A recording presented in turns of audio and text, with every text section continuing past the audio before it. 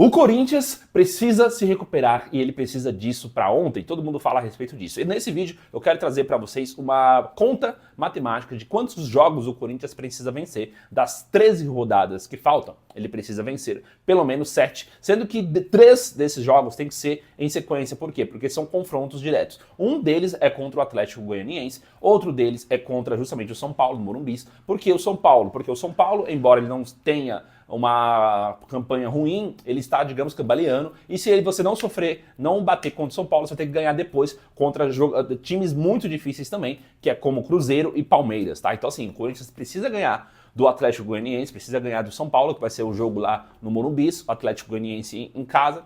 Enfim, não vai ser no Morumbi, na verdade vai ser em Brasília, por causa da CBF. E depois o Corinthians vai ter que enfrentar, sim, times como eu falei, Cruzeiro, que vai ser um time difícil. O Cruzeiro tá um time encardido, não é mais aquele Cruzeiro de 2 anos atrás, que estava, sabe, subindo da segunda divisão, então é um Cruzeiro eficiente, inclusive com o Cássio no gol, tá? Essa é a grande questão. Nós vamos falar também sobre a campanha que o Corinthians tem feito dentro de casa, né? O Corinthians tem conquistado algumas vitórias dentro de casa, inclusive a classificação contra o Juventude. Isso vai ser uma coisa importante. Então, em casa contra o Atlético Goianiense, o Corinthians não tem outra opção a não ser vencer. Precisa vencer depois contra o São Paulo e não precisa se preocupar tanto, tá? Eu diria com outras competições. Precisa se manter focado no brasileiro. E aí, se o Corinthians bate 9 pontos em 3 rodadas, ele consegue passar até mesmo o Fluminense, consegue passar Vitória, consegue, de repente, passar até mesmo o Criciúma, que hoje não jogou nada contra o Palmeiras, tá? O técnico Ramon Dias soltou o verbo contra os jogadores.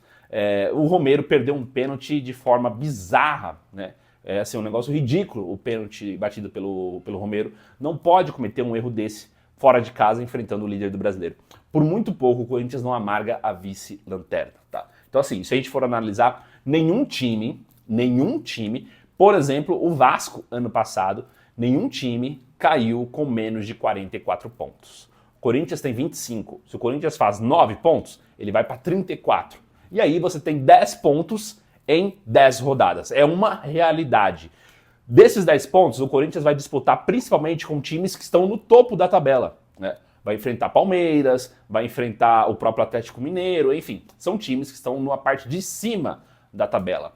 São jogos difíceis, então não pode vacilar, não pode correr o risco de, enfim, perder pontos nesses jogos sequenciais. Para isso, sim, Flamengo, por exemplo, que não vem no bom momento, hoje teve um empate contra o Vasco da Gama. Para quem não lembra, o Flamengo meteu 4-1 no primeiro turno e agora sofreu um empate. Sofreu por quê? Porque certamente não era essa a expectativa. O técnico Tite, inclusive, se de repente o Flamengo é eliminado pelo Corinthians na Copa do Brasil, pode enfrentar sim uma demissão. De repente não é o melhor momento dele, o time não encaixa com seu estilo de jogo, Flamengo com muitos desfalques, seja por causa das datas FIFA, seja por causa das lesões, né? O Pedro foi, inclusive, recentemente cortado. Então, acredito que o Corinthians talvez tenha até chances de, sim, avançar na Copa do Brasil. Contra o Fortaleza, o negócio é mais embaixo, porque ele vai enfrentar o Fortaleza lá. E, inclusive, esses jogos fora de casa são uma pedra no sapato do Corinthians. Só para quem não lembra, em 2022, o Corinthians ficou em 4º lugar no campeonato, tendo um elenco limitado, tanto que o Vitor Pereira não quis renovar, todo mundo lembra disso, ele não quis renovar com o Corinthians e continuar com o time, a ponto de ir para o Flamengo, né, no ano de 2023. O Vitor Pereira não renova com o Corinthians, porque ele vê que o Corinthians tinha um elenco limitado, tinha as contas ali muito atrapalhadas, e ele falou assim, mano, não dá para vislumbrar algo melhor do que isso. E ele conseguiu ali um 4º lugar, porque jogando na arena, Corinthians era muito forte, tá?